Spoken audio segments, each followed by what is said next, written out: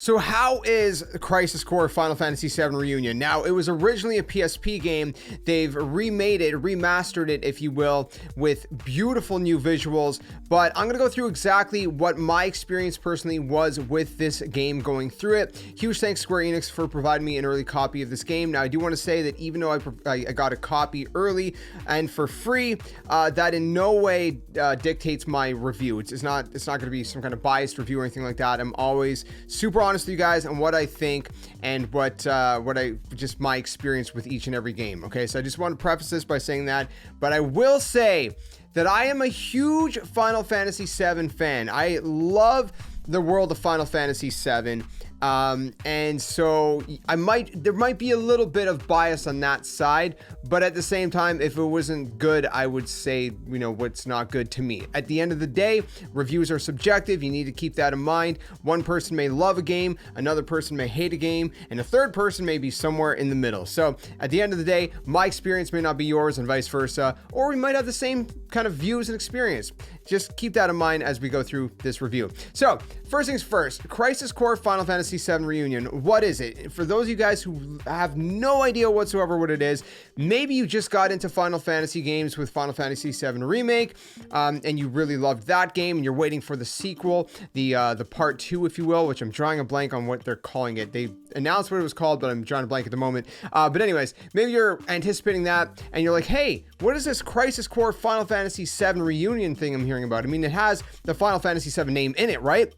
Well, if you don't know, it's a game that was originally made on for PSP, the PlayStation Portable, and it is fantastic. Let's just say that in and of itself, because it is a prequel to Final Fantasy VII. Now, when you're introduced to Final Fantasy VII, you're kind of start things off with Cloud, and then you get the whole story with that kind of crew, that gang, Cloud, Tifa, Aerith, Barrett, and a few others along the way, right? Sephiroth, of course, and so basically what Crisis Core is it's a prequel to that. So it introduces some other characters that have a huge impact on shaping some pretty massive characters. For example, like Cloud and Aerith, those are two massive ones. There's a few others, obviously Sephiroth. All those characters, you get a ton of backstory and a ton of what goes, like, basically, let me put it this way.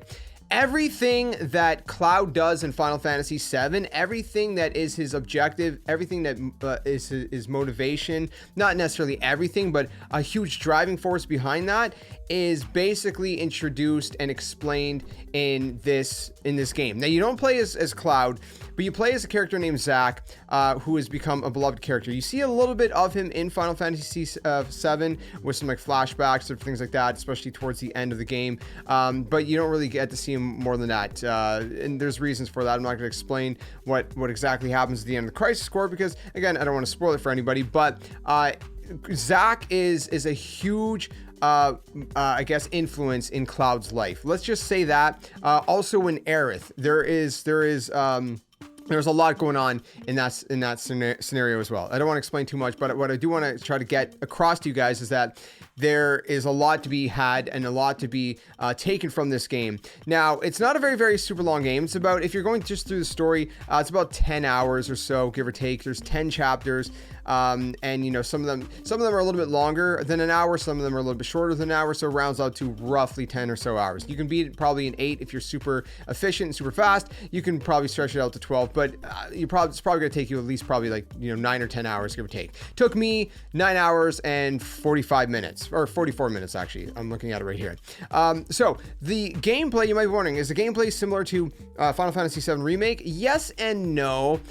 So in one sense, it's a little bit more basic, but there's also different mechanics to it. So essentially, what you get in this game is going to be this new kind of not new, but this kind of, I guess, mechanic called DMW, and basically it's sort of like this slot machine thing, if you will, that's kind of going off at the top left corner every time you get into a battle, and that's going to activate certain buffs as you're battling per battle. So it could be something like for a short period of time, it doesn't cost any MP to use MP moves, or AP, or you can get certain things like summons that can activate, or limits, right, which you push triangle and it activates these like limits, which, by by the way, have really insane animations. Also, I do want to preface this real quick. I forgot to say this at the beginning of the review. What I'm going to be throwing on in the background is mostly general gameplay. I'm not going to be going into spoilers or anything like that, so you're going to be safe.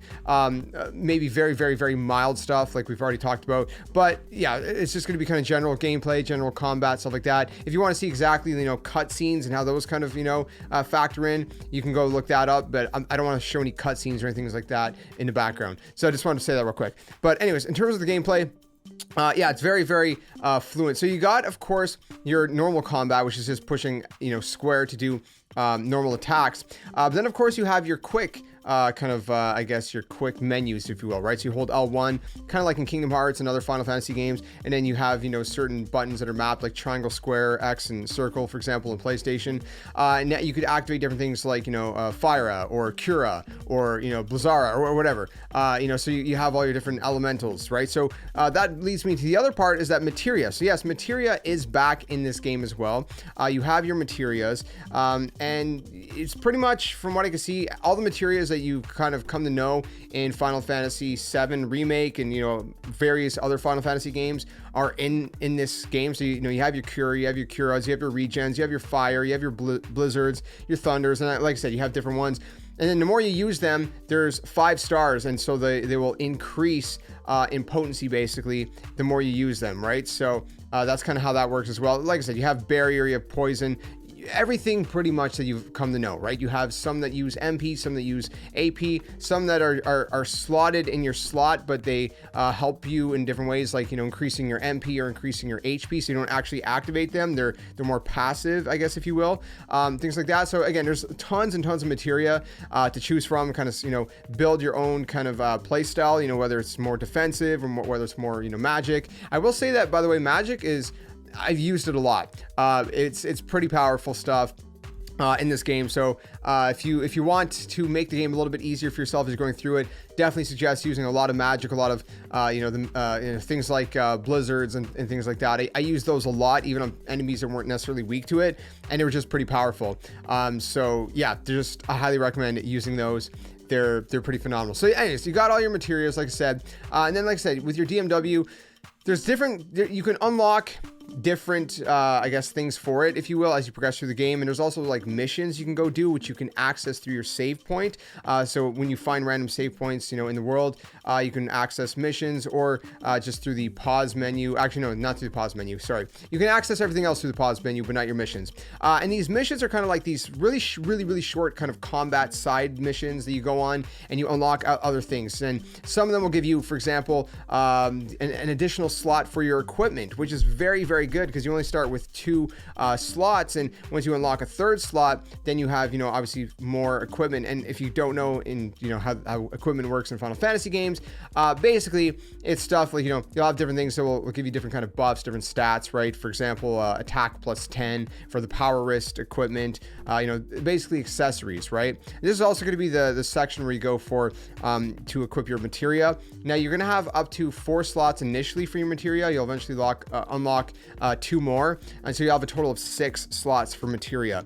So one's going to be linked to R1, R2, X, circle, triangle, square, going off of PlayStation, of course. It depends what console you're going to be playing on.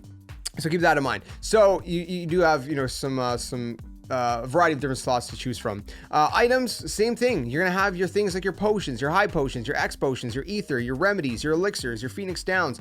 I mean, pretty much all of the different kind of ones that you've come to know. There's also a materia fusion tab, which you can go into, and you can fuse different materia, kind of combine them, and you can see that they can turn into different kinds of materia with different kinds of buffs and different kinds of things like that.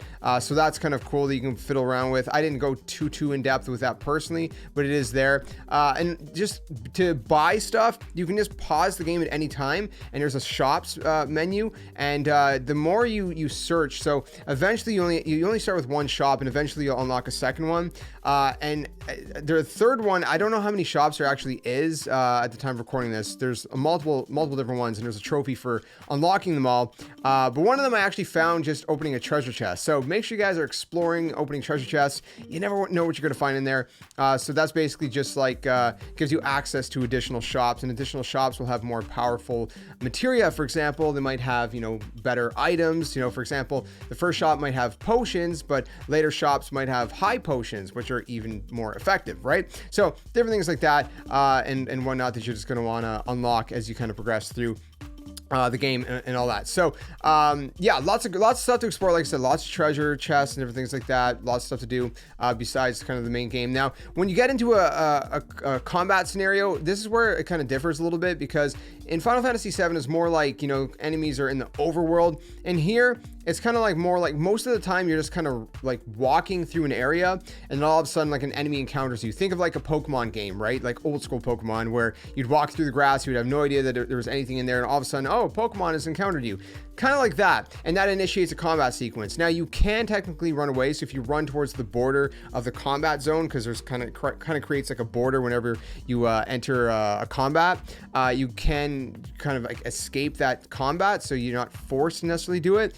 But that's kind of how it works. And then in that combat sequence, that's when you're gonna, you know, have your DMW that's gonna start spinning and at the top left corner, and it's super random. It's all RNG, the DMW. But again, you know, the more you do like these side missions and unlock things, you'll unlock more possibilities for the DMW, because the DMW features different characters, like for example Sephiroth and Chocobo, and you know, different characters I'm not going to spoil. But anyways, so all these different ones basically give you different kind of limit breaks, right? So some of them might be like a meteor, what is it called? Meteor strike or something. One's like an air strike. You know, they all do different things. They all have their own unique animations, which again, the animations are phenomenal. They're really, really cool, and I absolutely love them.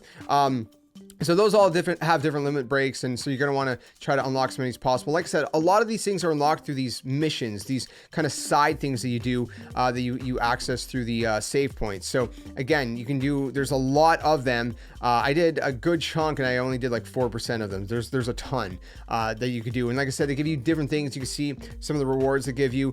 Some of these missions are actually unlocked from doing different things in the overworld, like talking to different NPCs in different locations, things like that as well. So make sure you just kind of interact, and even besides unlocking missions, interacting with NPCs sometimes gives you a little bit of like story tidbit, which is really, really nice. And so it's just definitely worth doing that as well. Okay, so I think that covers mostly the gameplay side of things. I do want to talk about, you know, just kind of the visuals, a little bit of the story without spoilers, and just conclude that with, you know, some of the music and everything like that as well. So the music, listen, the music's fantastic. It's Final Fantasy. Final Fantasy never has bad music, so I don't even need to go in depth with that. The score is amazing. It's phenomenal, and I'll just leave it at that for that. Okay, it's just incredible. In terms of the visuals, again, insane. It just looks so good. It has very similar to like a Final Fantasy VII remake look, but even better, right? Because now this is newer, and so whereas Final Fantasy VII Remake wasn't originally necessarily in 4K, this is in 4K. You can play 4K natively. My whole Let's Play series is going to be in 4K. My review here should be in 4K as well. So the whole thing is basically, you know, in a higher resolution. And what's really cool is you're going to see some locations outside of Midgar that you were going to end up visiting in the sequel to Final Fantasy VII Remake, the Part 2 essentially. We kind of get a little bit of a taste of those locations, which is really nice, like Costa del Sol, for example, right? In different areas like that. So that's really cool, because again, you know, this is a prequel, and we do explore different regions outside of Midgar in this game. Like I said, it focuses on a character named Zack, and although you might not know Zack going into this unless you played the original game, it's a character that you're definitely going to come to love, and you're going to understand what he means to a lot of the main characters from Final Fantasy VII. Like I said, characters like Cloud and Aerith, and there's connections there that is just going to be instrumental. So from a story perspective, you're definitely going to want to play the game for that. And again, like with the visuals, it's just beautiful, it's stunning, it's very crisp, it's very colorful. It just looks fantastic. Again, think Final Fantasy VII Remake, but even better textures, even better visuals, way nicer. And coming from PSP, again, if you go watch any kind of comparison videos from the PSP to this, it's just insane. This is a remaster or a remake done right, whatever you want to call it. And it's just done so well. I love everything that they've done with this visually. And like I said, from a story perspective, It takes you on a very interesting story. Sephiroth, you understand how he becomes what he is, how he becomes the evil baddie that he is, right? He wasn't always like that. He has a past, and you're going to learn a lot about his past. You're going to learn a lot about stuff like Genova, which we know is kind of teased a little bit in Final Fantasy VII, but it doesn't go as in depth with it as you go into it with Final Fantasy VII Crisis Core, which again, like I said, this just provides so much backstory and so much more. It makes Final Fantasy VII so much more impactful. It makes that story so much more meaningful and so much more full, if that was even possible, because Final Fantasy VII is already an incredible, amazing game, one of the best games ever made, in my opinion. And when you add Crisis Core, you play through that, you add all that lore, all that story, it's fantastic. What they've done, coming from the PSP over to this game, they've just made it, they've redone it in the right way. This is a remaster or a remake done the right way. And if you've never played this game on the PSP, you have to play it. If you've played Final Fantasy VII Remake, you have to play it. If you haven't played Final Fantasy VII Remake, you have to play this and then play that, because basically the end of this game leads directly into the beginning of Final Fantasy VII. That it's connected that closely. There's not like a massive time jump. There are kind of some time jumps throughout the game, but from the very end of this game, you go right into Final Fantasy VII. So you guys, you got to play this game. If you never played Final Fantasy VII Remake, play this game first. You might as well. I don't think it's going to really ruin anything for Final Fantasy VII Remake. And then go play Final Fantasy VII Remake right after and just experience the incredible world that is Final Fantasy VII. So all that to say, I'm giving this game a solid 9.5 out of 10. It is so good. I think it's a must play. Final Fantasy is just such a great franchise in and of itself, and to see what they've done taking this PSP game and converting it to this is just mind-blowing. It's phenomenal. The cutscenes are just insane. They're very movie-like. If you ever watched like the Final Fantasy VII movies that they've made, they're like CGI movies. The cutscenes are similar to that. They're just insane. They're very well done. Like I said, visuals are very nice. The combat, the gameplay is very smooth. I didn't have any hiccups or anything like that through my gameplay, through my experience. Like I said, there's a lot to kind of experience with this. There's a lot to unlock. There's a bunch of like missions that you can do to unlock more stuff and just kind of, have a little bit more fun, beyond just the main story as well. So like I said, it's not a game that's as grand as Final Fantasy VII, right? Because it's more of like a prequel story. It's kind of like a snippet, right? And again, you got to keep in mind this was originally a PSP game, so don't expect it to be on the same maybe scale as Final Fantasy VII Remake. But it's in that ballpark, right? And like I said, it's like a prequel chapter. So take it at that kind of value, at that face value. And like I said, I think it's worth playing. I think you got to play it, especially if you're a Final Fantasy fan. And if you're not a Final Fantasy fan, you got to give it a try. So I'm going to leave it at that. I could just go on and on and on because like I said, I really love this game. I had a lot of fun with it. Let me know what you guys think in the comments below. If you end up playing it, what do you guys think? Let me know down in the comments. And if you want to stick around for more, be sure to do so. We do a variety of gaming content, talk about the games and play the games here on the channel. And when the sequel for Final Fantasy VII Remake comes out, which I still can't remember what the title is off the top of my head, but it'll come to me, I'm going to be playing through that as well, and I cannot wait for that. And of course, Final Fantasy 16, which is coming out summer 2023, and everything else gaming. So thanks for watching. I'll see you guys soon in another one. Till then, my friends, game on. I'll see you guys later.